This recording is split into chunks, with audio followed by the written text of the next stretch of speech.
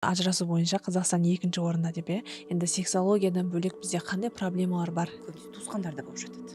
Мгм. Туған туыс, ата-ененің араласуы, қайын-апаның араласуы, жаңа ұйықтап жатсақ есігіміз тарсылдап кіріп келеді, тереземізді қағып тұрады. Ең көп бірге тұрып, бірақ жыныстық қатынасқа түспеген супружеский пара 19 жыл бірге тұрған.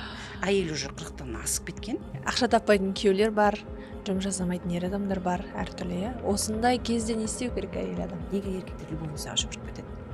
Өйткені любовницасы қалай қарсы алады? Деп қарсы алады да, оны тапқаны, вау, күшті, давай киноға барамыз.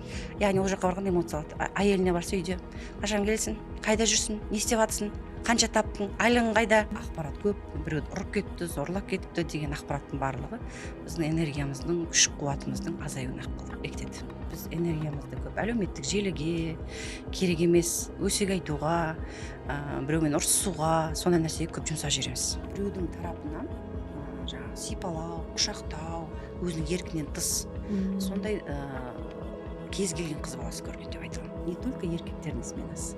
Изменаны әйелдер де көп жасайды. Бірақ әйелдер измена жасаған кезде әйелдер грамотно жасайды, білдіртпей жасайды. Ол көбінесе ажырасуға алып келмейді. Сәлем көрермен, бізде Байбол подкаст каналы. Бүгін бізде қонақта гинеколог, сексолог, психолог Жанна Төремұратова. Қош келдіңіз. Қош көрдім. Шақырғандарыңызға рахмет. Бүгін күшті подкаст болады деген ойдамын. Жалпы қазір әйел адамдардың энергиясы өте төмен деп те айтып жатады. Жалпы сіздің көзқарасыңыз қалай, оның себебі неден? Энергия деген нәрсе кез келген адамда бар. Бірақ бізде энергияның кетіп қалатын жерлері бар. То есть біз энергиямызды көп әлеуметтік желіге, керек емес өсек айтуға, біреумен ұрсысуға, сондай нәрсеге көп жұмсап жібереміз. Жалпы бәрімізге бірдей 24 сағат, бәрімізге бірдей мүмкіндіктер береді. Әрине энергияның жақсы болуына адам тамақтануы, ұйқысының қануы, жақсы ойлауы әсер етеді. Сен жақсы тамақтанып ұйықтап жүрсең де, бірақ ойыңның бәрі депрессияда жүретін болса, мысалы, ой, мен қолымнан келмейді, елдің бәрі күшті дамып кетті, мен қалып қойдым деген бір ойда жүретін болсаң, әрине сен энергияң ұнжырған түсіп кетеді. Сондықтан энергия деген ол өзіміздің жасайтын дүние, яғни дұрыс тамақтануымыз, ұйықтауымыз және өзіміздің көңіл күйіміз. Әрине бізде ортада тітіркендіруші факторлар өте көп. Тіпті көлікпен бір жаққа кетіп бара жатсақ та, біреумен ұрсысып қалсақ та, бірақ сондай моменттерде энергиямызды сливать етпей, төгіп тастамай сақтап қалуға тырысу керек. Жалпы информацияның заманы ғой. Сондықтан инфомусор деген нәрсе бар, қоқыс. Сол нәрселерден өзіңді сақтау керек. Өйткені ақпарат көп, біреуді ұрып кетті, зорлап кетіпті деген ақпараттың барлығы біздің энергиямыздың, күш қуатымыздың азаюына ықпал етеді. Жай контентті қараудың өзі, Иә. Жақсы, жаңа айттыңыз ғой, өзіңді жаңағы салыстыру, көру деген тоже энергияны алады деп. Бірақ бізде қазір жұмыс жасайтын әйел адамдар да бар ғой. Стрессте жүреді, үнемі тревогада жүреді. Ондай әйелдердің денсаулығына қандай зияндар бар? Әйелдің жұмысы негізі еркек болсын, әйелдің болсын жұмысы ол өзіне рахат әкелетін жұмыс болу керек. Енді бізде өкінішке қарай адамдарға мұғалім болсаң әйтеуір аштан өлмейсің, дәрігер болсаң, медсестра болсаң деп бір мамасының, папасының айтқан мамандықтарына кетіп қалады. Соңында келген кезде энергиясы жоқ, шаршап, шалдығып, жұмысқа баратын кезде андай через не хочу, әйтеуір айлық алу керек, бала шағаны бағу керек, сол үшін барады. Ал жұмысқа адам біздің өміріміздің жартысынан көп жұмыста өтеді. Жұмыста сен не істеп отырсың? Әсіресе сонда істейтін адамдарда, басқа жерде істейтін адамдар, милицияда істейтін адамдарға мен жаным ашиды.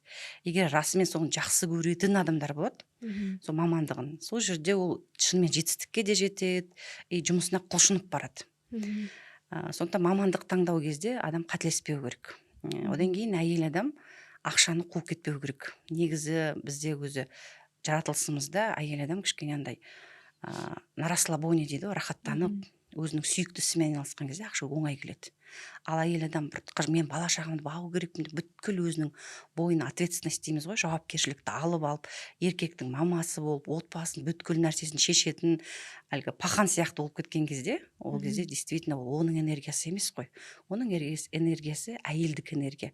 Мысалы, мен де сен де көп жұмыс жасаймыз, бірақ өзіміздің жұмысымыздан рахаттанамыз. Мысалы, мен түнгі 2-3-ке дейін вебинар өте беремін. Біз сағат 8-де бастаймыз, кешкі. Бірақ сол вебинарымыз 2-3 сағат дейміз, бірақ до того қызып қозып кеткеніміз соншалық, ана жерін рахаттанып, түнгі 1-2 болып кеткен, 3 болған байқамай қаламыз.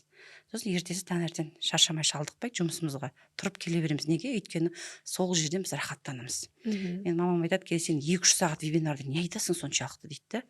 это мен кіріп кеткен моментте, ананы түсіндіріп жатқан моментте Мгм. өзім шаршағанымды да байқамаймын. Вебинар біткеннен кейін шаршаппын ғой деп байқап жатасың.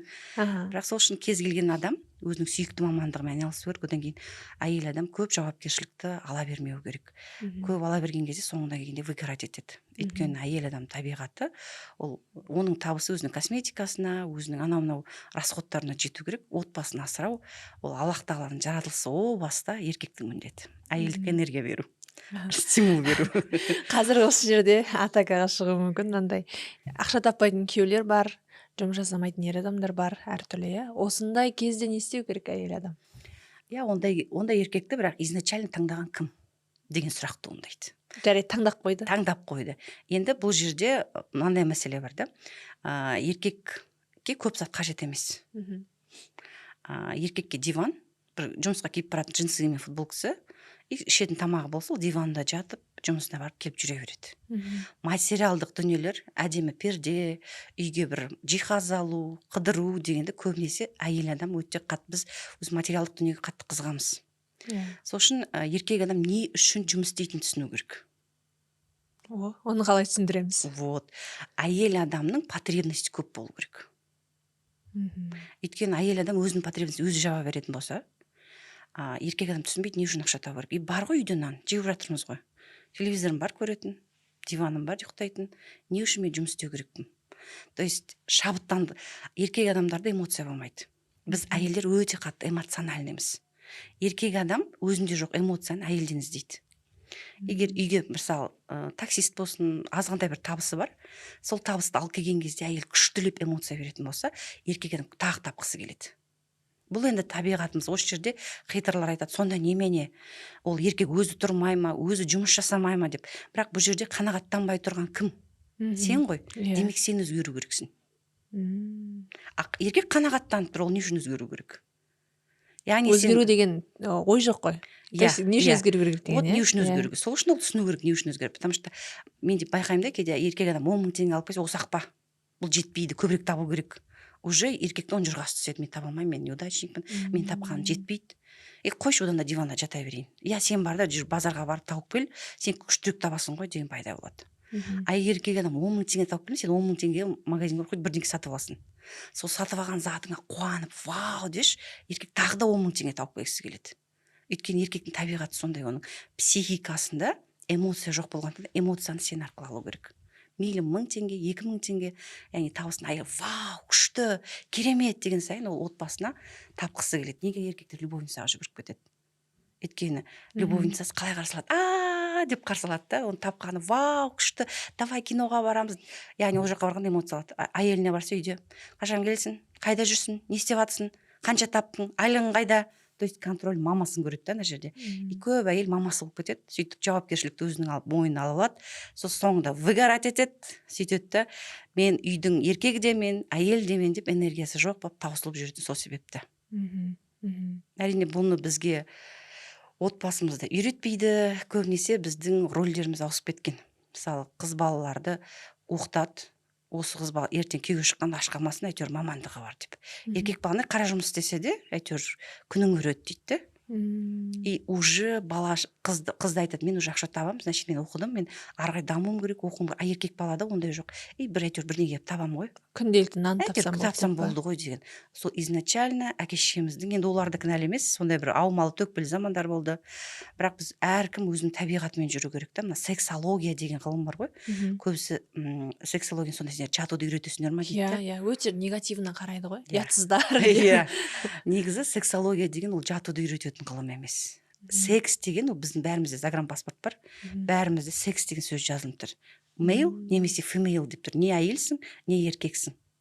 Демек, сексология бұл сенің жынысыңа сәйкес, өзің табиғатыңа сәйкес өмір сүруді және противоположный пол, соның психологиясын түсінуді үйрететін ғылым.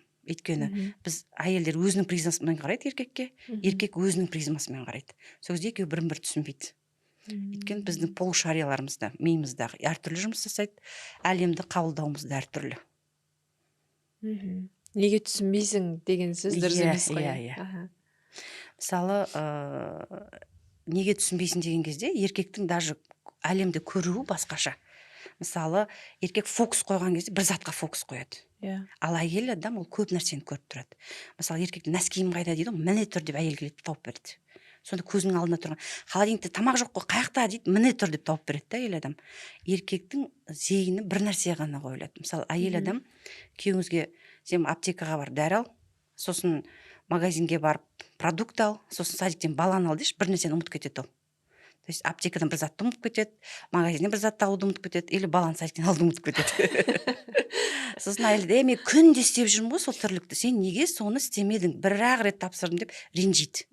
Сосын күйеуі не деп айтады, миымды қатырмашы дейді. Расымен оның миы қатып кетеді. Еркекті басқару үшін оған бір задача беру керек, ол однозадачный. Әйел сондай, табиғатымыз сондай, многофункциональный емес. То есть көп нәрсені бір моментте жасай аламыз. Баланы да туа аламыз, жұмысты да істей аламыз. Бірақ бір әйелді көрдіңіз ба? Физикадан ат әлемге әйгілі. Ракета ұшырып жатқан, айфон ойлап тауып жатқан кімдер әлемде? Еркектер. Әйел жоқ қой. Біз көп нәрсені бір моментте істей аламыз, бірақ прям күшті қылып байыбына до конца жеткізетін бұл еркектер. Мойындауымыз керек.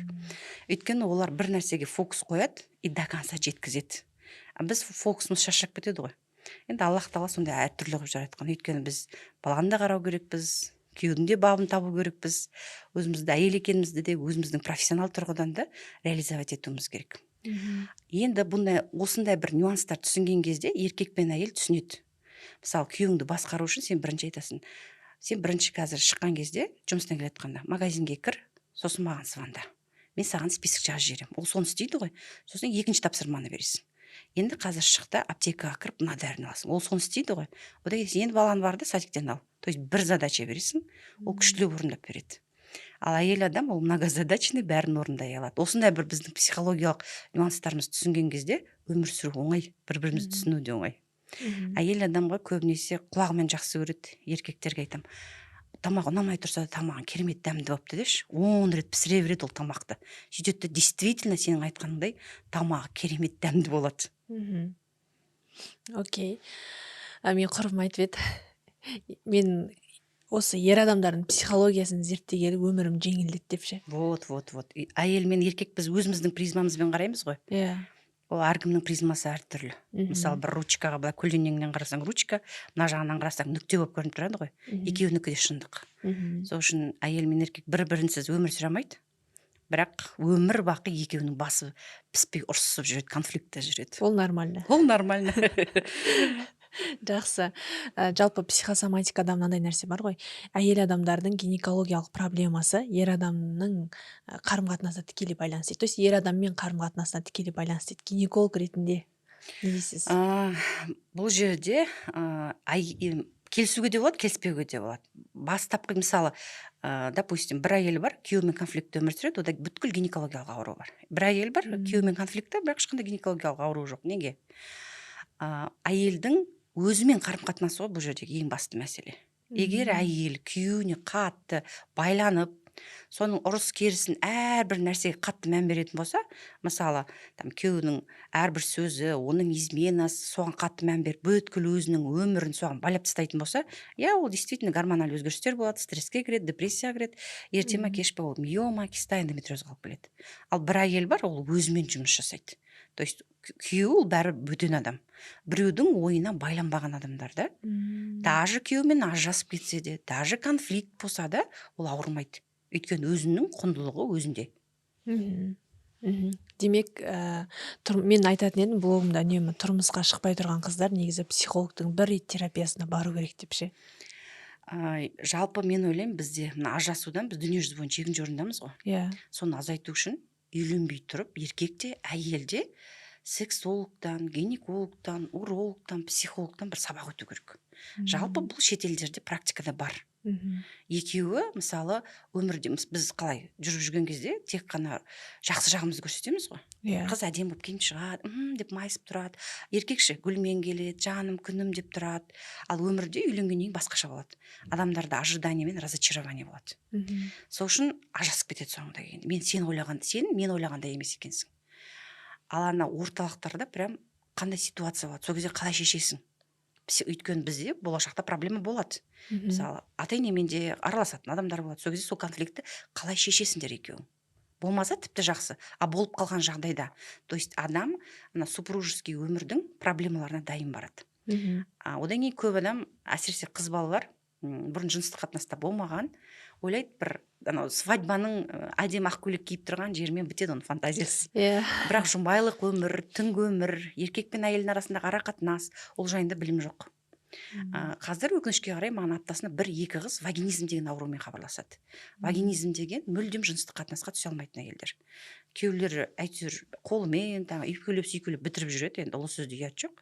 Мысалы ең көп бірге тұрып, бірақ жыныстық қатынасқа түспеген супружеский пара 19 жыл бірге тұрған. Әйел уже 40-тан асып кеткен. Біз емдедік, енді мен толамын ба, тола алмаймын ба деген сұрақпен кетті, өкінішке қарай да. Қанша жылдан бері емін таппаған. Одан кейін 12 жыл. Өкінішке қарай олар әйел жүкті болды, вагинизм біз шешіп бердік. 12 жыл жыныстық қатынасқа түспеген екеу. То есть әлі қыздығы алынбаған деп айтамыз ғой. Одан кейін екеу ана әйел жүкті болды, бірақ ажырасып кетті. Өйткені 12 жылдан бері күйеуінде, оказывается, екінші отбасы бар екен. Екінші жағындағы любовница әйел жыныстық қатынасқа түспейтін болған үшін штаб отыра берген. Кейін ана әйел жүкті болған кезде уже бар екенін білдіріп, екеуі ажырасты, өкінішке қарай. 12 жыл енді. Одан кейін көбінесе бізге 1-2 жыл болған кезде хабарласады. Біз 1 жыл болды үйленгенімізге, 2 жыл болды деп. Осының барлығы, мен ойлаймын, кішкентай қыз баланың анау жыныстық қатынастан қорқып қалуы. Детский травмалар, олар өздері білмейді сондай болатынын. Тек айтады, бәрі жақсы, құшақтасамыз, сүйсеміз. Именно моментке келген кезде болды. Мен жиырылып қалам. Өзімді ештеңе істей алмаймын. И біз осыны Инстаграмда басқа жерге салған кезде көп адам айтады, сонда күйеуі неге қарап жүр оның? Қалай ол шын мүмкін емес деп. Күйеу, ол жерде күйеуге дым байланысты емес. Ол жерде физиологиялық тұрғыдан жыныстық қатынас мүмкін емес. Жақсы, осы сөзіңізге байланысты бір сұрақ қойын. Жаңа айттыңыз ғой, травмалар болуы мүмкін кішкентай кезінде деп ше. Қазір бізде Threads'та өте қатты бір резонансный тема болып жатыр. Әр қазақтың қызы, әр 3 қыздың екеуі домогательство көрген дейді. Енді сіз гинеколог ретінде осыны қалай ойлайсыз? Иә, мен толық келсем, хотя бы прям зорлық-зомбылық көрмесе де, біреудің тарапынан жаңағы сипалау, құшақтау, өзінің еркінен тыс сондай кез келген қыз баласы көрген деп айта аламын. Ол неге байланысты? Еркектердің распущенностіне байланысты. Сосын ер балаларға именно жыныстық тәрбие берілмегендіктен. Оныкі қалап тұр, мысалы ана қызды көрді, қозды, оған ұстауға болады, оған өзінің бір ана қыздың сезіміне, ешнәрсеге қарамастан да, ата-анасы оны үйрету керек. Әркімнің өз жеке шекарасы бар. Сен қаласаң да ол қыз қаламайды. Демек сен өзіңді ұстай білу керексің деген нәрсені кішкентай кезінен бастап. Өйткені тіпті бала күндерінде ойнап жүрген кезде өзінің қатарластарынан, өзінен 1-2 жас үлкен балалардан да сондай нәрселерді көріп жатады қызғандай. 3-4 жасым еді, примерно есімде еміс деп. Енді маған сексолог есебінде келетін проблема жаңа вагинизмді айттық қой. Иә. Сосын жыныстық қатынас кезінде рахат алмау, күйеуін қаламайды. Әйтеуір енді супружеский долг бола салу керек, сол үшін күйеуім аузы жабылсын, измена жасап кетпесін деп қана болатын әйелдер бар. Өзін күнде зорланып жүрген сияқты сезініп жүретін адамдар бар. Мәжбүрлі түрде. Мен қаламаймын, қашам, ұйықтап қалса екен деп, әдейі саяқ жуып, бала-шағаның жанында жүрмін дейтін әйелдер болады. Әне өзіңіз ойлаңызшы, өмір бақи өзін қорлық көріп өту ғой, былайша айтқан кезде. Көп ол проблема әйелдерде бар. Осының барлығын түбін қазып қарасақ, неге жыныстық қатынасқа кез келген әйел, овуляция кезінде өзінің бір қалайтын сезімдері, ол табиғи құбылыс. Неге бұл әйелде сондай нәрсе болды? Түбін қазған кезде детский травмалар. Тіпті маған қыздық перден бар ма, жоқ па деп бір қыз тексертуге келді. Сөйтіп біз креслоға алып шығып қарасақ, қыздық жоқ. Мен айтамын, сенде уже опущение матки. Мен қайтам, қаяқта сен жыныстық қатынас болды ма? Жоқ, болған жоқ. Сосын креслодан түсіп жатып, ана қыз өкіріп жылайды. Не болды? Сосын айтады, мен кішкентай күнімде садиктен папамның ағасы алатын. Сол кезде саусағын тығатын. Мен соны айтудан қорқатымын. Сол күйі айтылмай кетті. Ол кісі уже жоқ, әкесінің ағасы. Былайша айтқанда үлкен әкесі. Ондайлар өте көп. Кішкентай кезінде дұрыс емді шешкен, артымнан қуалаған, сипалайтын, сүйетін, неше түрлі нәрсені. Туған ағасы, өйткені гормональды фон өсіп жатқан кезде, балаларға жыныстық тәрбие болмағандықтан, негізі уже 7-8-ден кейін еркек баланы бөлек ұйықтату керек, қыз баланы бөлек ұйықтату, оңаша қалдырмау керек. Өйткені балалар әр нәрсені көреді, еще оның гормондар ояна бастайды қазір, тем более балалар тез жыныстық жетіледі, оның барлығы питанияға байланысты. Көп тамақта қазір гормондар бар. Мына тауықтың еті, KFC, соның бәрін жеп жатады ғой. Кола, оның барлығы ерте жыныстық жетілуге алып келеді. Сондықтан уже балалар, біз ойлаймыз, кішкентай бала ғой ол, 10 жастағы, 12 жастағы деп, бірақ солардың арасында жыныстық қатынас болып қойып жатады. Мектепте 15-16 жастағы қыздар екіқабат болып қалып жатыр. Оны жасырып, мұғалімдер білдіртпей жіберуге тырысады енді. Ойбай, чипі болмасын, бүйтпесін, сөйтпесін деп. Бірақ на самом деле аборт жасатып жататындар қанша мамалар әкеліп, жасырын деп мектеп жасындағы қыздар. Ата-анасы тіпті қыз бала өзінің екіқабат болып қалатынын білмейтін жағдайлар болады. Талғарда отырғанында бір УЗИ-ға әпкесі сестренкасын алып келеді. Мына қыз ауыра береді, түсінбейміз. Сосын біраз болды, месячный келмей қалды. Қанша болды? 1-3-4 ай болып қалды. Сосын енді біз қарайтын кезде, тығып қарайтынымыз бар, үстінен қарайтынымыз бар, сұраймыз, жыныстық қатынасқа түскенсің ба? Жоқ, түспегем. 9 класстан кейін колледжге түскен, әлі 18-ге толмаған, 16-17 жастағы қыз жатады, үші үлкен. Сізден біліп тұрсыз ғой енді жүктілік болуы да мүмкін ол жерде. Или болмаса үлкен образование кистада болады, кейде бір жаңағы дәу кисталар өсіп келеді. Сондай ма деп датчикті қоям, уже үлкен бала, аяғы қолы бар, уже 30 аптадан асып кеткен. Мен айтамын, қайықтағы саған 2-3 ай месячный келмеген, қанша болды келмегеніне білмеймін. То есть қыз бала, әке шешесі ажырасып кеткен, шешесі сосын ажырасып кетіп қайтыс болған, сосын бұл әкесіне қайтып келген. Әкесінің екінші отбасы бар, ол жерде жаңағы өгей шешесі жақтырмайды, бұл ары бері әркімнің үйінде жүреді. То есть ешқандай кімнен болғанын да білмейді. То есть ана жігіт пе екен, мына жігіт пе екен, есімде жоқ. Бұндай жағдайда бізде Алматыда, үлкен қалаларда кризистік орталықтар бар. Мысалы, ондай жағдайда 30 аптадан асып кеткен. Аборт жасап беріңізші дейді. Мен айтамын, біріншіден мен аборт жасамаймын, Құдайға шүкір. Абортпен мүлдем айналыспаймын. Екіншіден, уже срок үлкен. Сіз басқаға барсаңыз да, сіз ертең мына қыз жатырсыз қалуы мүмкін. Сосын лучше сондай енді бұны қалай тудырамыз? Әкесі білсе өлтіреді бұл қызды. Айтамын, біріншіден өлтіруге құқы жоқ. Екіншіден, кризисті орталықтар бар. Ешкімге айтпай, сол кризисіне бұған дейін оны ешкім іздеген жоқ, ешкімге керек болған жоқ. Сондай кризисный орталыққа барып, босанып, бала 1 жасқа келгенге дейін сол жерде тұруына болады. То есть адамды өлтіріп, қыздың денсаулығына, ол 30 апта деген үлкен уже бала ғой, кәдімгі адам. Өлтіруге. Сондықтан бұның барлығы не? Жыныстық сауатсыздықтан. Кішкентай балаларда қорғаныс рефлексі жоқ. Оған үлкен адам авторитет. Сондықтан кейде үлкен адам, сосын олар ұялады.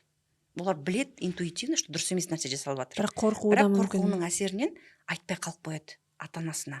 Әсіресе ата-анасымен ашық сөйлеспейтін балалар. Және педофилдер, олар балаларды таңдайды, мамасы папасын айтпайды. Ол интуитивті тұрғыдан, ол бүйтіп сараптап отырмайды. Ал енді қақшаңдап тұрған, жалмаңдап тұрған, мамасы мен папасының поддержкасын сезіп жүрген балалар, олар көбінесе педофилдердің құрбаны болмайды. Педофилдердің құрбаны сондай ақырын, ешкім ештеңе айтпайтын, немесе қорғаны жоқ, панасы жоқ балалар. Көмпіс балалар. Сосын балаларды баса беруге болмайды. Керісінше көп сөйлесу керек олармен. И любой момент мен сені қорғаймын. Кез келген нәрсе. Сосын мамаң, папаң айтпай-ақ қой деген нәрсе, кім айтса да ол дұрыс емес. Ол адам өте қауіпті деген нәрсені баланың миына сіңіру керек. Сосын кез келген ата-ана қыз баласында, қазір ұл баласында біреудің үйіне тастап кетуге, мен жаңа әке-шешемнің үйі еді, жаңа ағамның үйі еді, ешкімге тастауға болмайды. Сосын үйіне тоже ересек, подросток, ересек, еркек адамдарды қоймау керек. Әсіресе екінші рет тұрмыс құрады, сол кезде негізі үйде скрытый камераны қойған дұрыс деп ойлаймын. Өйткені даже өзінің әкесімен үйде, любой үйде қазір скрытый камера болу керек. Бала шағаңа жаның ашитын болса, анда-санда қарап тұру керек. Тексеріліп тұру керек. Ол біздің балаларымыздың қауіпсіздігі үшін жасалынатын дүние. Ешқандай жаңа атасы, әжесі, племяннигім еді деген нәрсеге сенбеу керек. Баланы ешкіммен қалдырма оңаша, және балаға өзін қорғай білу. Тұра тұрыңыз, маған ұнап тұрған жоқ. Сіз неге менің жерімді ұстайсыз? Ол мен жеке жерім, ол мен жеке шекарам. Мамама айтам, папама айтам, сосын сөйлесеміз. То есть уже педофил басында ол бірден алып зорламайды, баланы сүйіп, тартып, және педофилдердің көбіне құрбаны, енді әрине көшеде зорлап кететіндер де болады, бірақ көбінесе жақын адамдар. Айтады, көбіне жақын адамдар. Әжемнің інісі еді, папамның туысқаны еді, двоюродный братым еді деген өзінің жақын күнделікті араласып жүрген адамдар.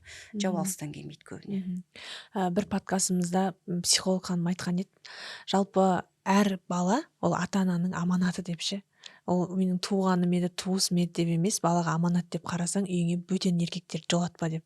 Ол да дұрыс деп ойлаймын. Иә, бала бізге берілген аманат, және бізге ұстаз ғой негізі. Біз сол балаларымыз арқылы саналамыз. Қандай адам екеніміз біздің балаларымыздан көрінеді. Жақсы, жаңа сіз айттыңыз ғой, ажырасу бойынша. Енді бала темасын біз көп аштық, енді бұл жерде де ашылды деп ойлаймын. Сіз айттыңыз ғой, ажырасу бойынша Қазақстан 2-ші орында деп, Енді сексологиядан бөлек бізде қандай проблемалар бар? Сізге келетін, как психолог ретінде, как гинеколог ретінде. Біріншіден, бізде енді ажырасудың кезеңдері бар. Мысалы, үйленгеннен кейін көбінесе тез ажырасып кетуге туған туыс кінәлі. Қанша уақыт аралығында болады әдетте? Мысалы, 1 жылдың ішінде жаңадан үйленді, тіпті 1 ай, 2 айдан кейін, 6 айдан кейін ажырасып кететін жағдайлар. Бұл жаңағы екеуінің біріншіден сәйкес келмеуі, екеуі бірін-бірі толық танымауы. То есть үйленгеннен разочарование болады. Сосын адамның құндылықтарын, екеуінің мысалы өмір сүрген кезде құндылықтарың бір болатын болса, бірдей бір бағытқа қарайсыңдар. Адамдар бір-біріне қарап емес, бір бағытқа қарап жылжиды.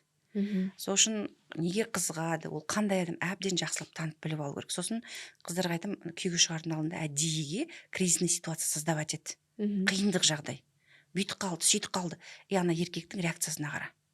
Ашулана ма, жоқ ол проблеманы шешуге тырыса ма, жоқ түсінуге тырыса ма, жоқ агрессия таныта ма, қалай өзін қиын жағдайда ұстайды. Сол нәрсеге қарау керек, сынау керек. Мінез сәйкес келу керек қой, былайша айтқан кезде.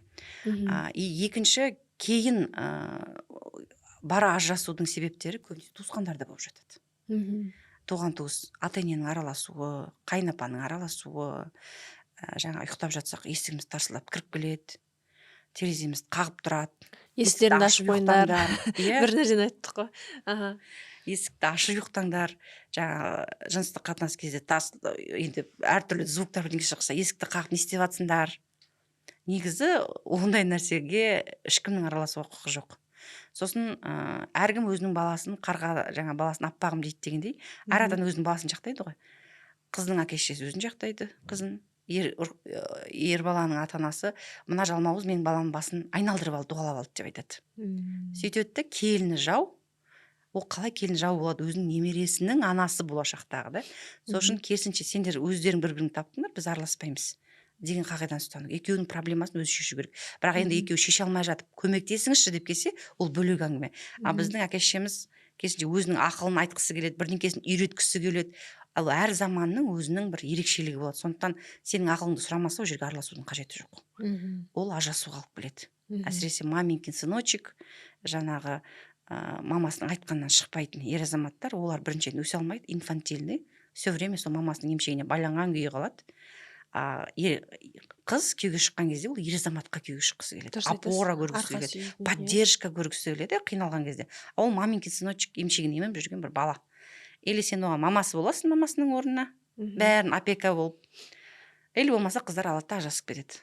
Вот осындай мәселе. Сосын енді бытовой деп мен қазір айта алмаймын. Мысалы, бұрын ойбай жоқтықтан деп айтып жатады ғой. Қазір ол проблема жоқ. Негізі қазір мен ойлаймын, қыздардың бәрі ақша табады енді. Декретте отырып, кәдімгі уақытша болмаса, енді ер адамдардан көп таппаса аз табады деп айта алмаймын. Бұрынғы заманда біздің аналарымыз жоқтықтан ажырасып кеттік. Анау болмады, мынау болмады. Күнін көре алмай жатыр деп. Қазір ондай проблема жоқ. Қазір бізде керісінше. Сосын тағы ең көп себептің бірі бұл измена. Осы измена тақырыбы не только еркектердің изменасы. Изменаны әйелдер де көп жасайды.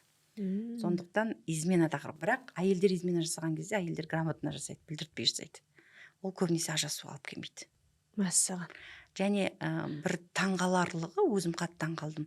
Тіпті күйеуі біліп қойған күннің өзінде күйеулері ажырасуға ұмтылмайды. Әйелінің измена жасаған біліп, кешіріп жүретін еркектер де болады екен. Менің ойымда, мысалы, ол керісінше болатын. Ал қазір байқасам, ал енді керісінше еркек измена жасаған кезде оған көніп жүретін әйел де бар. Кешіре алатын бар, кешіре алмайтыны бар. Ажырасуға ерте ме, кеш пе бәрі алып келіп жатады. Одан кейін бір 10 жыл, 20 жылдың кризистері болады. 10 жыл отастық, 20 жыл отастық дейді. Ол кезде психологиялық проблема ғой. Еркек пен әйел бір-бірін туысқан болып кетеді. То То есть олардың арасында андай бір сексуальный влечение дейді ғой, еркек пен әйелдің арасындағы влечение жоқ. Еркек қозбайды, әйел уже қанағаттанбайды, сосын екеуі жасады. Әйелдің 40-тан асқаннан кейін екінші дыханиясы, айтамыз 45 баба ягодка опять деп айтады орыстар. 40-тан асқаннан кейін әйелдің бір қылшылдайтын жасы келеді. Сол кезде еркектік керісінше сөне бастайды. Бұрын құтырып жаңағы 2-3 қатын алам деген еркектер енді денсаулықтары нашарлай бастайды. Сол кезде конфликт пайда болады. Әйел уже реализованный болады, жаңағы өзіне жас молодой любовниктар тауып алады, немесе еркектер өздеріне жас қыздарды тауып алады, уже қалталы, ақшасы бар, машинасы бар еркек болады. Сол кезде жас қыздармен жүріп измена жасап бастайды. Вот осындай бір орта жастың кризисі бар. Сондай кезде мен айтамын, еркек пен әйел отношениясын сақтап қалу үшін бір-біріне туысқан болуды доғару керек. Күйеуіңе мама болуды, брат пен сестра болуды, сондай отношения айналып кетпеу керек. Осы жерде ескерте кетейін. Жанна ханым 20 жылдық тәжірибесі бар гинеколог, психолог, сексолог. Біз жай ғана ешқандай тәжірибесі жоқ адамды алып келген жоқпыз. Осыны ескертіп қояйық арасында. Өйткені бізде подкасттарда адамдар бар ғой, осылар отырып сөйлей береді деген сияқты, сондай болмас үшін. Бізде енді діни көзқараспен қарасақ, айтады, 2 рет көріп үйлену керек. 2 рет көріп қол ұстаспайсың, көрмейсің, көп сөйлеспейсің, 2 рет көресің, 3-шісінде үйлену керек дейді. Енді қазір мені таспен атуы мүмкін көріп отырған адамдар, бірақ менің өзімнің айналамда осы қыздар бар. 2 рет көріп тұрмысқа шығып, бірақ соңында ажырасып кетіп жатқан. Жалпы сіздің көзқарасыңыз қандай осы түсінікке? Енді әр заманның өзінің бір ерекшелігі бар. Мысалы, бұрын 2 рет көріп 3-ші рет үйленетін жағдайда оларды кім таныстырды? Көбінесе жақындары, ата-анасы. Олар көшеде жүріп танысқан жоқ қой. Яғни ата-анасы, туған туысы ол қызға жақсы пара іздейді. Ол баланың отбасын біледі, ол баланың қайда оқығанын, немен айналысатынын, мінезін бәрін сараптайды. Дін бойынша солай. Мысалы, еркек үйдің әкесі немесе ағасы қарындасын жақсы күйеу беріп үйлендіру керек. Тұрмысқа беру керек, міндет дін бойынша. Сондықтан ағасы ол жаман бір игроманға, наркоманға бере салмайды ғой. Оны зерттейді. Маған мына осы жерде өзбек халқының бір даналығы қатты ұнайды. Өзбектер өзі айттырып үйлендіреді көбінесе. Мысалы, ананың қызы мынаның ұлы жақсы деп айттырып үйлендіріп жатады. Сондай кезде, мысалы, немесе еркек бір қызды таңдады делік. Сол кезде соның көршісінен барып, мен құдай қонақпын деп кіріп барып, осы үйдің сіздің көршіңіз, қоңсыңыз деп айтады ғой. Осындай, соның баласына қызымды берейін деп жатырмын. Осы семья туралы маған айтып беріңіз десе, оларды ұят емес ол. Айтып береді ашық. Және ана барған отбасы ертең өзінің баласын үйренеді, өзі де барады. Сол үшін ол айтады, яғни мен қалай қазір өтірік жасырсам, Құдайдың алдында маған қайтып келеді деп анаған түгелмейді. Балам кішкентай кезде мынандай аурумен ауырған, оның әкесі бар, шешесі бар, қарындасы бар, қарындасы ажырасқан немесе үйленген деп толық оның отбасы жайында, өйткені көршісінен артық ешкім білмейді. Шешесінің мінезі жақсы, байсалды, немесе ойбай шешесінің мінезі, қызың күйеуге шықса абайла деген сияқты нәрсенің барлығын айтып береді. Және ертең ана үйленейін деп жатқан адам жаңа көршісінен сұрапты десе ренжімейді. Мысалы, бізде сен үйленейін деп жатқан жігіт сенің көршіңе барып сұрапты, сен не маған сенбей жүрсің ба не? Сен не біреуден сұрап жүрсің деген сияқты болады ғой, оларда нормально. Сол үшін ол 2 рет көрген кезде просто түр сипатын, сөйлесуін көру мақсатында, ал бірақ оған дейінгі нәрселерді оның әке шешесі, бауырлары таныстырып тұрғанын шешіп қоятын болған. Сол үшін нормально ол 3-ші рет үйлену. Ал қазір біздің заманымызда То есть 3-ші рет көргенде үйлену нормально. Иә, 3-ші рет көрген кезде үйлену, 3-ші рет көрген кезде үйлену норма. Өйткені оның әке шешесі таныстырып тұрған адам сараптап зерттеп қойды. Соларға сенесің жақындарыңа. Ал қазір бізде өкінішке орай әке шешеміз айттырып үйленбейді ғой. Баяғыда қазақтарда ажырасудың аз болуы да осы айттырып үйленгеннің арқасы шығар. Өйткені отбасын біледі, семьясын біледі, бай-байға тең-теңмен, тезек қабымен деген сияқты. Ал қазір бізде өзіміз таңдаймыз ғой. Адам жас кезінде розовые очки, эмоция, то есть адамның тек қана жақсы қасиетін көресің ғой сен. То есть трезво миымен ойламайсың. Мынандай минусы бар екен, плюсы бар. А кейін уже эмоция өшкен кезде сен трезво көре бастайсың, ол кезде кеш болады. Сол үшін әке шешенің ақылы, таныстыру, оның отбасымен танысу, зерттеу, сараптауда тұрған еш нәрсе жоқ. Бірақ осы жерде қыздарға өте абай болу керек. Беріліп қоймау керек. Біздер қыздар эмоцияға берілгішпіз ғой. Біреу еще құлағымызбен жақсы көреді, жаным, күнім, мен сені жақсы көремін, обязательно мен саған үйленемін десе, деп беріліп қалмау керек. сөзбен сынып қалмаңдар сөзбен десеңізші. сынып қалмау керек. В хорошем смысле деп айтайық, жақсы мағынада қыз кішкене хитрый болу керек. То есть өзіне құтылып кететіндей болу керек қой. Бірақ осы жігітті толығымен зерттеу керек. Сол үшін мен келіспеймін қазір 2 рет көріп, 3-ші рет тұрмысқа шығып кет дегенге. Иә, енді ол проблемалар ашылмай жатыр деп ойлаймын мен, енді өте көп. Жаңа айттық қой, әйел адамдар көбірек табыс таппаса аз таппайды деген сияқты. Енді бізде қазір жұмыстың өзгеруіне байланысты, ақпараттардың тез дамуына байланысты, әйел адамдар енді айтып жатырмыз ғой. Икемді. Икемді болғаннан кейін көп табыс табатын әйел адамдардың ер адамдарына деген көзқарастары өзгеріп кетеді. Сізге осындай проблемамен келе ме адамдар? Иә, күйеуім аз табады менен деп. Осындай кезде біз бір нәрсені түсінуіміз керек. Еркек адамның мысалы, еркек адамның өзінің бір реализациясы бар. Мен бір кейде отбасын білем, күйеуі всегда әйелінің жұмыстарын істеп жүреді. Бір инфобизнесте жүрген отбасы, как будто күйеуі әйелінің тапқанымен өмір сүріп жатқан сияқты. Бірақ әйелінің сондай жетістікке жетіп жатқандығы почвасы күйеуі. Көзге көрінбейтін жұмыс көп қой. Көзге көрінбейді, иә. Әйелінің жаңағы бүткіл бухгалтерский проблемалары, сотрудниктарымен, жұмыскерлерін бәрін сол шешіп отырады. То есть оған ол басын қатырмайды. Ол шығады, өзінің сабағын береді, дамытады, андай бірдеңе ұйымдастыру мәселелерін басын қатырмайды. Бірақ сырт көзбен қарасаң, әйелінің подкаблугы, то есть айтқанын істеп жүр деп. Иә, әйелдің айтқан ақшасымен өмір сүріп жүр деп айтады. Енді әйел ойлану керек. Мысалы, күйеуі енді жатып ішіп, соның айтқанымен жүретін болса, әрине дұрыс емес. Ал енді сенің дамып жатқаныңа, сенің жақсы үздік болып жатқаныңа, сенің күшті ақша тауып жатқаныңа кім себепкер? Бәлкім сен күйеуіңнің поддержкасы, күйеуіңнің қолдау, бәлкім ол сол, мысалы, $1000 болатын болса, $1000 күйеуіңнің қолына түсіп жатпаса да, сенің қолыңа келуіңе сол себепкер болып жатқан болуы мүмкін. Мен кейде мына украиндықтар, орыстарды қараймын ғой, көбінесе оларда да әйелдер қатты белсен және отбасын көбіне әйелдер басқарады. Қарап отырсам, бірақ оларда сондай қатты конфликт болмайды, сен аз ақша табасың деген. Өйткені үйінің тірлігі, тіпті жаңа мужская работа дейді ғой, соның барлығын күйеулері басқарып отырады. Бірақ оған ақша ешкім төлемейді ғой. Сол кезде біз соны түсінуіміз керек. Одан кейін еркектің реализация ету үшін, әрине біз отбасында екеуі бірдей дамып кететін, екеуі бірдей прям жетістікке жететін, екеуі бірдей күшті табыс табатын адамдар аз. Өйткені семья деген нәрсе бар да. Біреу кішкене ығына жығылып семьяға қарай көбіне кетеді. Мысалы, балаларды садикке, көңіл бөлу деген нәрсені.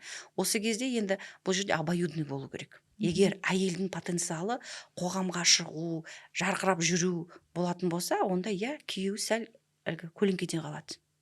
Екеуі бірін-бірі компенсация жасайды. Ал енді керісінше күйеуі жарқырап қоғамның адамы болған кезде сәл әйелі компенсация жасайды. Мысалы, үлкен бизнесмендердің әйелдерін қарасаңыздар, көбінесе үйде отыратын, бала-шағаға қарайтын, сондай ыңғайлы әйелдер. Енді қоғамға дамитын, мысалы, вау, жұмыс істейтін әйелді әкеп үйге отырғызып қойса, оның психотипіне ол келмейді, ол выгорать етіп кетеді. Отыра алмайды үйде өзі.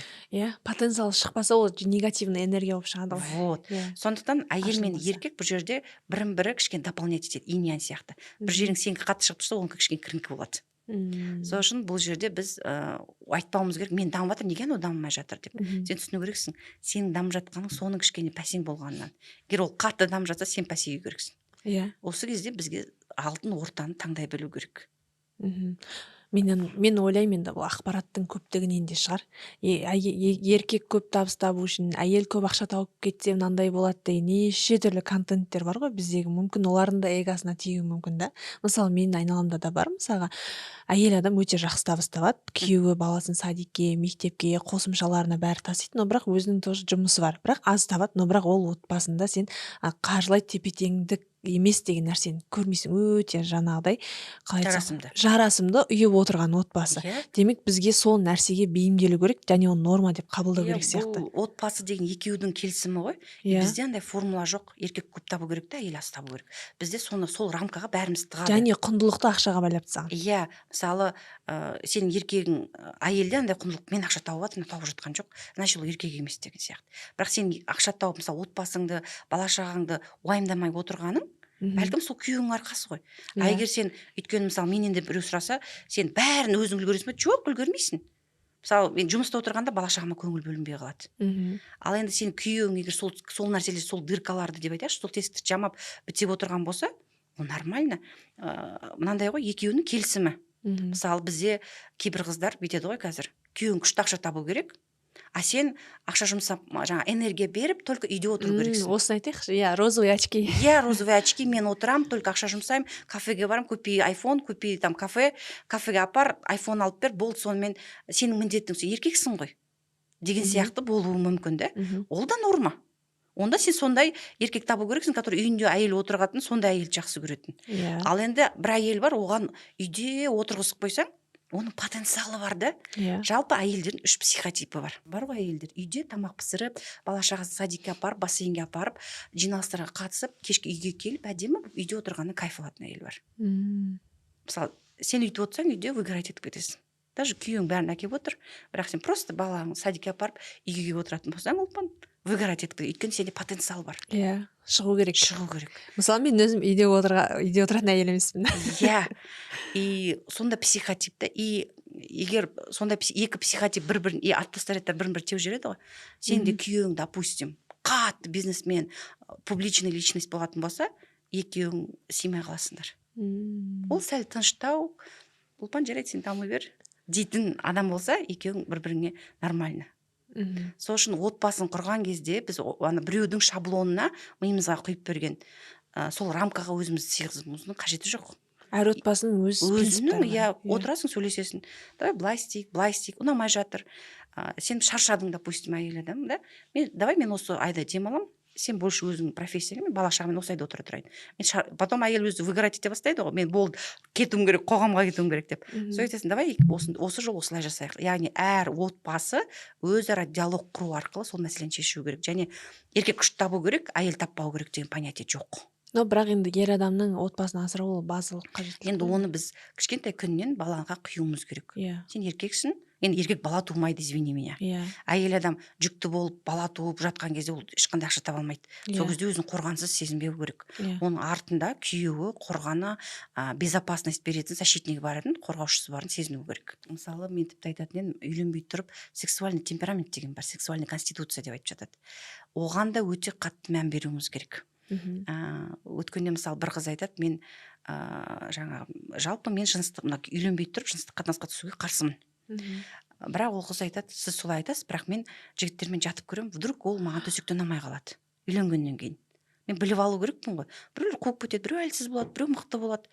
Сонымен біліп, если мен устраивать етсе, мен күйеуге шығамын дейді. Мәссаған. Сосын мен енді біздің мамандықта сенің ойың ол сенің ойың. Ешкімді осуждать етпейміз. Мәні қандай жаман қыз деген өзіңнің ойың ол. Сосын просто без осуждения просто оның ойын қабылдап көрдім да. Бір жағынан қарасаң дұрыс сияқты көрінеді. Конечно, бұл жағдайда біз қалай енді шынымен жұбайлық өмірде жыныстық сәйкесті болу дұрыс. Мысалы, біреудің темпераменті жоғары, біреудікі төмен болатын болса, екеуі ажырасып кетеді. Мысалы, сенің күйеуің күніге қалайды, күніне 2-3 рет болуға дайын, а саған аптасына 1 рет сапалы түрде болса жеткілікті.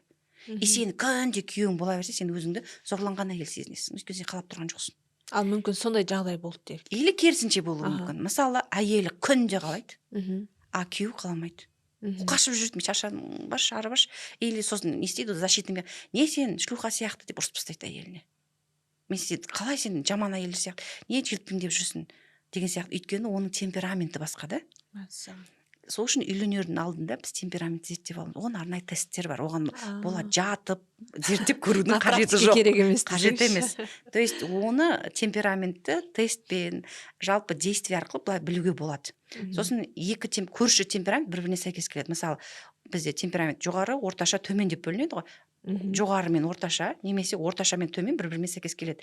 Ақырын компромиске, ал енді біреудікі жоғары, біреудікі төмен болса, өте қиын. Ол жерде измена ерте ме кеш пе болады. Жалпы сіздің практикаңызда болған ба? Мысалға, бөлек шыққаннан кейін қарым-қатынастың жақсы болғаны деген сияқты. Енді көбінесе айтып жатады ғой, ата-енемен тұрғанда конфликттер көп болады деген сияқты. Маман ретінде сіз не айтасыз? Менің бір пациенттерім бар, который всегда келіп тұрады. Ештеңе мазаламаса да, жай просто келіп, менімен көріп, бір-екі сөйлесіп кеткісі келетін. Сонда бір пациентімнің бірі айына обязательно 1-2 рет келіп кетеді. Психолог деп келеді сізге. Көбінесе де гинекология деп келеді, бірақ өзінің проблемасын айтып, психолог есебінде екеуміз сөйлесіп кетеміз. И бірінші келген кезде ол қыз маған гинекологиялық аурулармен келді. эндометриоз, жаңағы өтекірдің ауырып келуі, енді өте қатты дірілдеп тұрып ауырады ол. Сосын мен сөйлесем де онымен, и біз оның проблемасы гинекологияда емес, басында психология екенін түсініп аламын. Мгм. Сосын мен өзі айтады, енді ұмытып қалыппын, шынымды айтсам, сіз маған бірінші рет келген кезде, сен маған келсең гинеколог есебінде емес, психолог есебінде кел, әйтпесе келмей ақ қой, сен ауру емессің деп мен қуып жүргенсіз дейді. Сосын ол өзі Алматыда тұрады, мен ол кезде Талғарда отырамын. Сонау Талғарға бекер барыппын деп мен өкініп қайтқанмын дейді. Сосын үйге барасын ойланып енді қанша гинекологқа бардым, шынымен ешкім емдей алмай жатыр. Бұның да айтқан бір жаны бар шығар, бір-екі рет барып көрейінші психолог есебінде деп келіпті маған.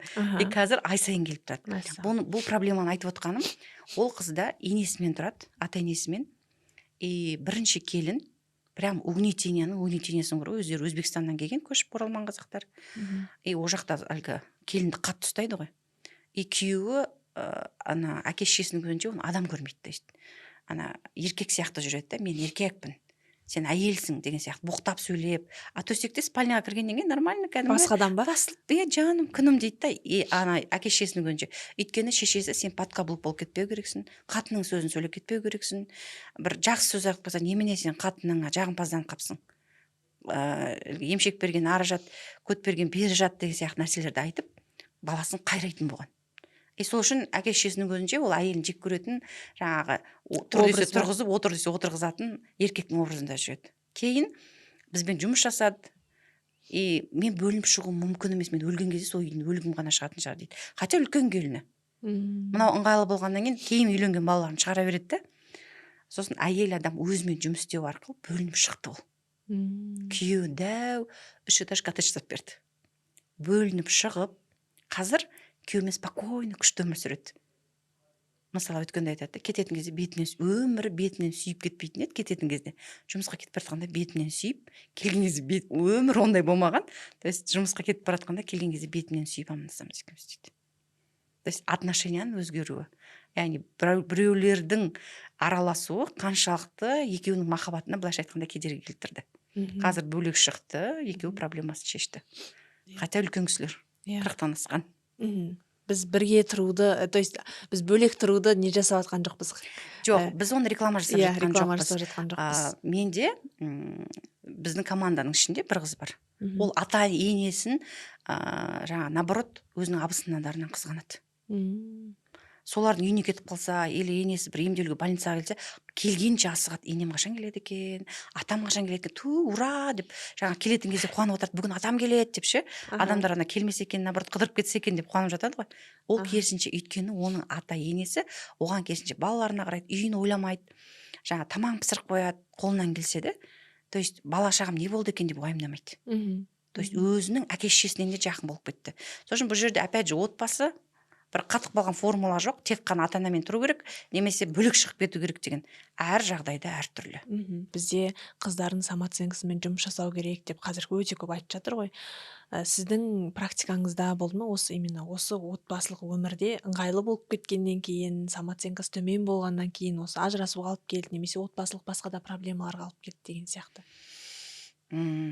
Иә, маған бір жап-жас қыз келді біреуімға. Ол қыздың проблемасы күйеуім менен өзінен де жас үлкен. Күйеуі біріншіден өзінен 7-8 жас үлкен. Ол қыз айтады, мен оған қыздай шықтым біріншіден. Екіншіден той жасаған жоқ, жағдайы жоқ болды. Мен той жасаймаймын деп айтты, мен көндім. Әке шешем қарсы болды, бірақ жақсы көргенім соншалық шықтым күйеуге. Иә, әртүрлі сондай условияға келсе. Иә, келісті шықты. Сосын бірақ қазір күйеуім бір әйелмен жүреді, ажырасқан, өзінен де жас үлкен, баласы бар. И маған өмір сыйлық бермейді. Бірақ аналардың смс-терін оқысам, жаным, күнім, менің берген саған сыйлығым ұнады ма? Сен ренжіп қалған жоқсың ба? Маған өмірі бір рет ренжіп қалған жоқсың ба? Жаным, күнім деп айтпайды. Неге? Мен қыздай шықтым, мен анадан жаспын, ұл туып беріп отырмын деген сұрақпен келді. Сосын айтамыз ғой, сен дамыт, мына курсқа қатыс, ананы істе, мынаны істе десем, бетіме қарай айтады. Оның бәрін істеуге менде ақша жоқ қазір. Қазір күйеуімнің кредиті бар дейді. Тағы да соны ойлап отыр, Сонда айтайын деген мынандай мәселеде, күйеуі любовницасына подарок алып беруге барған кезде менің кредитім бар еді деп ойламайды. Ал әйел адам өзін до того төмен санайды, күйеуін кредитін төлесін, мен потом мен өзім дамуым, оқуым, жаңағы өзімді емдеуім кейінге қала тұрсын, күйеуім кірейтін, яғни бұл жерде самооценканың төмендігі. И соңында неге алып келді? Измена алып келді. Яғни ол ойлап тұр, мен сұлу болсам, жаспын, неге маған қарамайды? Неге жасы үлкен, ажырасқан әйелге қарап тұр? Бәрі самооценкада мәселе. Әрине измена дұрыс емес, но бірақ әйел адамның самооценкасымен жұмыс жасау өте дұрыс. Изменаны көбіне кімге жасайды? Самооценкасы төмен адамдарға жасайды. Мен сізге бір оқиғаны айтайын. Бізде бір қыз болатын, күйеуім мені қызғанбайды дейтін. Енді кез келген қыз баласы жаңа күйеуін қызғанып бір неткенін қалайды ғой. Мені вообще қызғанбайды деп сөйтіп айтатын. Сосын кейін бұл қыз өзімен жұмыс істеу арқылы күйеуі қызғана бастады. И бұл қыз құлпырып кетті. Керісінше бұл жерде қызғандыруға ол ештеңе жасаған жоқ арнайы, бірақ просто өзімен жұмыс жасады. Сол кезде олардың отношениясы реттелді. Күйеуі керісінше қайықта жүрсін, мен сені жұмыстан алып кетейін ба? Бүгін қандай сыйлық, кіммен кездесіп жатсың? Жүр, одан да екеуміз кафеге барып білейік, олармен кездескенше жүр, екеуміз барып білейік деген сияқты. Андай ішінде бір қызғаныш, махаббат сезімі оянды. Негізі жақсы көреді, бірақ сезімін білдіре алмайды, потому что әйелдің өзіне деген көзқарасы, самооценкасы төмен болғандықтан. Өзімен жұмыс істеу керек әйел адам. Біз измена болған кезде, басқа болған жағдайда әйелдер күйеуінің көтін аңдып кетеді ғой. Кіммен сөйлесті? Қашан келесің? Не істеп жүрсің? Ана әйелдің, любовницаның өмір баянын бәрін зерттеп біліп алады да. Мен айтамын, сен күйеуіңді аңдыма, сен өзіңді аңды. Лучше өзіңе қараған кезде фокус өзіңе кетті ма, бітті ғой. Күйеуің фокус саған бұрылады. Сен оған фокус қойған сайын, сен қуалаған сайын ол сенен қаша береді. Тығыла береді. Тығыла береді. Мысалы, екеуміз саған жаңа тақалып отырып алсам, сен сәл жылжисың ғой. Кішкене ары өтіп. Вот сол сияқты біз оған жабысқан сайын ол бізден қашады. Сен өзіңе жабыс, одан да өзіңді жақсы көр. Өзіңнің құндылықтарыңды арттыр. Керемет. Енді сіздің үнемі бір талқылайтын күшті тақырыбыңыз бар, бұл ана болу. Бір рет сізбен бір сөйлескен кезімізде сіз айттыңыз ғой, қазір әйел адамдардың жаңа ана болу қабілеті ертерек жаңағы тоқтап жатыр дедіңіз. Иә. Осы жайында айтайықшы, жалпы оларға не себеп болып жатыр, не үшін жаңағы бала болуды жоспарламайтын адамдар да бар, немесе бала болуды жоспарлап алдын ала дайындалатын бар. Жалпы бізде сау ұрпақ деп айтайықшы, сау ұрпақ, саналы ұрпақ өсіру үшін біз қалай дайындалу керекпіз, қалай күтіну керекпіз әйел адамдар? Жалпы балаға дайындалу керек. Бізде өкінішке қарай тисе терекке, тимесе бұтаққа күйеуге шықтым, бұл бала тудым, өзі бір бүйтіп табиғи құбылыс кете береді деп ойлаймыз. Бірақ олай да туа беруге болады. Бірақ енді сен сапалы ұрпақ тәрбиелеймін десең, дайындалған жақсырақ. Әрине біз асқынудың 100% алдын ала алмаймыз, бірақ 80-90%-ын алдын алуға болады. Әйел адам бірінші кезекте психологиялық дайын болу керек. Послеродовой депрессия болып кетпеу үшін. Ол қандай дайындық? Ол әйел адам біріншіден бала туған кезде көп нәрседен бас тартатынын түсіну керек. И ол андай таразыға салған кезде ең күшті нәрсені таңдап тұрғанын түсіну керек. Өйткені депрессияға қай кезде кіріп кетеді? Елдің бәрі дамып жатыр, мен қалып баратырмын. Ана декретте отырған адамдардың проблемасы. Сол үшін олар неше түрлі бизнес бастап, сондай істеп кетеді. Үйде отырса да неше түрлі курс оқып, иә. Керегі бар, керек емес. Ал сен на самом деле ең ешкім істей алмайтын нәрсені істеп жатсың. Сен өмірге адам алып келіп жатсың. Оны ешқандай еркек істей алмайды. Ол адамға, сен туған адамға сенен жақын адам жоқ. Сондықтан сен бар энергияңды беріп жатқаның, махаббатын істеп жатқаның, ол сенің болашаққа деген үлкен инвестиция. Одан артық нәрсе жоқ дегенді сен уже тумай жатып, бала жоспарламай жатып түсінуің керек. Сосын кейбір нәрсе үлгере алмай жатсаң, ол нормально. Оған депрессия кіріп, стресске кіргізудің қажеті жоқ. Яғни психологиялық тұрғыдан бала тууға адам дайын болу керек. Түнімен ұйықтамау, баланың ауруы деген нәрселердің болатыны ол заңды құбылыс. Сондықтан сен жүйкең тозбау керек ол нәрселерге. Сосын жүйкесі тыныш әйел, жүйкесі тыныш бала туады. Қазір балалар нервный, психованный, агрессивный болатыны 9 ай бойы әйел адам құрсақта баланы тәрбиелейді. Тәрбие бізде құрсақтан басталады. Сондықтан әйел адам жүктілік кезінде жылап, нервный, депрессияда, агрессияда жүретін болса, балаға тікелей әсер етеді. Ол ертең бала ауру болып туылады.